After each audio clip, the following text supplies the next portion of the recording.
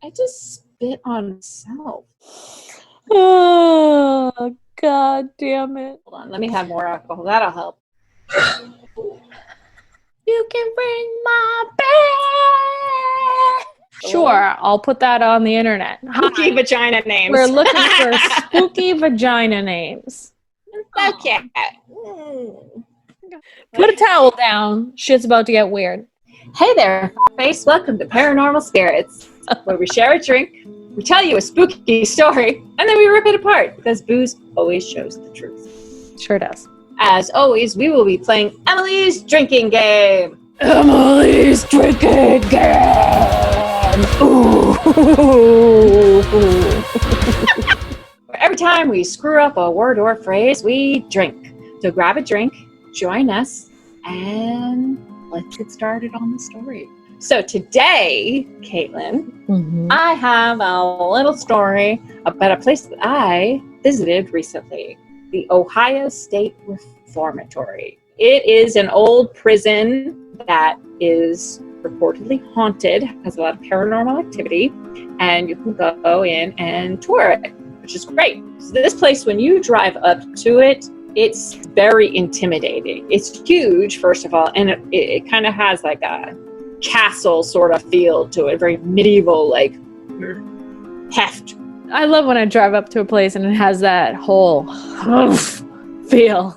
I've never heard that term on HGTV. And here we have a 3-bedroom home that is just full of She's right. It does have a lot of In fact, it is such a imposing structure that it's been used in the backdrop for several movies like Tango and Cash, Air Force One, and it was also where The Shawshank Redemption was filmed. The Reformatory was opened in 1890, and it was initially used as kind of an intermediary penitentiary for young offenders who were too violent to be in like an industrial type school situation. So basically it's what we would now call juvie. So they took these young men in and they taught them trades, they helped try to reform them, they made sure that they were able to be reintegrated in society before they were released. As the 19th century rolls around, the population in the prison systems in general swelled. It just swelled. Horrible word. You don't like when your prison system swells? That's when I see a doctor. Excuse me, doc. My prison system is swollen. I think I need to come in. Are you experiencing swelling in your prison system? Well, here's the number for a local physician who can help you. 1-800-SWOLLEN.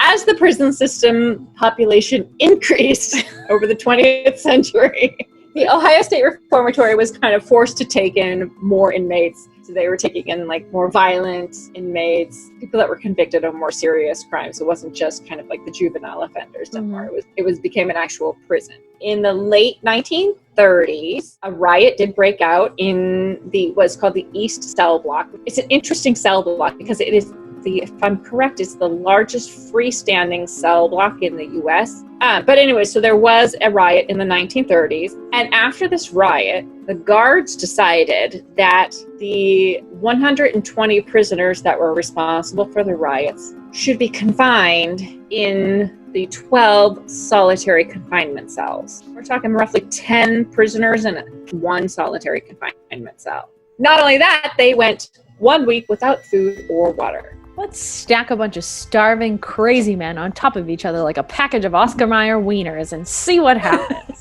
And because of this, morale was a little low in the prisoners. You think? So some of them went crazy. Some of them hung themselves. There was one man who even set himself on fire. That's a little dramatic. Tom, we understand that you're struggling. You really need to light yourself on fire. That's just a mess. It's a mess for all of us. It's hot. There's no AC in here. We don't need that kind of nonsense. It's July. The guys next to him in the cell next to him were like, drama queen. You know we don't have access to marshmallows. This is just torture. Outside of the prison, there are 215 numbered graves. So we know at least 215 people died there. And then the prison then closed in 1986. So it was open for quite a while, or 1890 to 1986, so almost 100 years. 96 years, right? 96. Right, No, 90. yeah, 96 years. 96 years! So, a lot of people have claimed that they have experienced paranormal happenings when visiting. Some visitors claim that they have been pushed or punched. Other people say they have an unexplained chill while on the prison ground. Other witnesses have heard cell doors slam. Some people have seen dark apparitions or shadow people. Shadow people is a really common one. Now the chapel. I was in this prison and we went through the whole thing. The chapel was the creepiest place out of the whole thing. It might have just been me. Often I feel I will burst into flames upon walking in a chapel. However, it was creepy as That was the one place that I really felt uncomfortable in. Well, I was like, I got nauseous the moment I walked in there. I was like I felt like I was going to throw up. So church Jesus especially church Jesus. None of that made sense. Jail Jesus punched you directly in the stomach when you watched into the watch. Oh my God! I'm In 1935, the superintendent of the prison was a man named Arthur Glatke. And he and his wife, Helen, lived on the premises.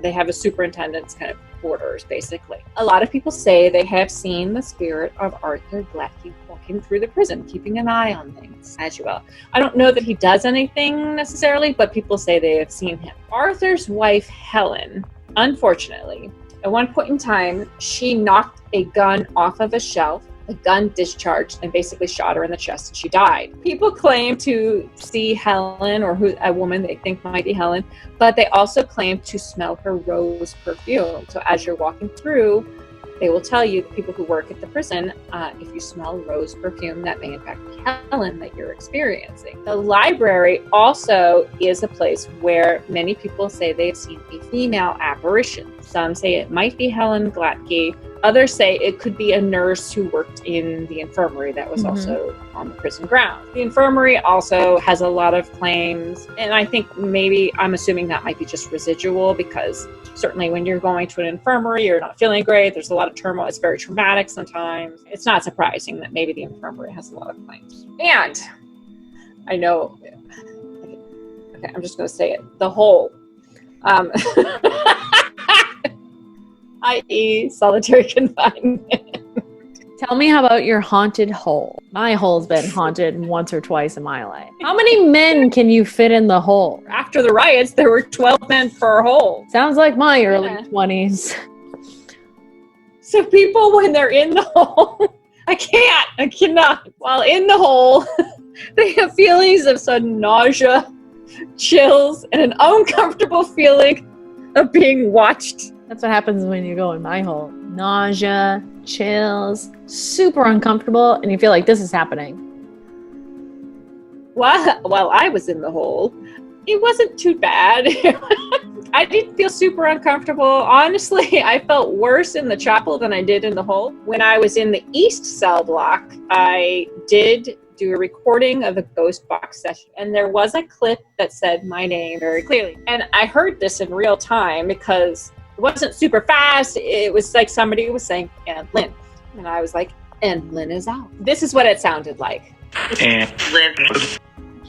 So this was the Ohio State Reformatory. It's a great place. If you're in Ohio, highly recommend visiting. It's super creepy. It was a great place to go visit. That's the not so crappy story about the Ohio State Reformatory. If you like what you saw, don't forget to button smash all underneath this bullshit. Pretend like you're playing old school Mortal Kombat and button the smash.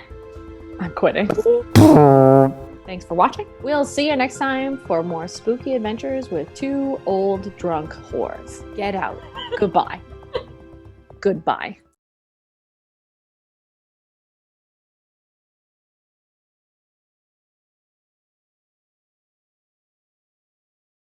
Then came rehabilitation. Then came rehabilitation. Then came rehabilitation.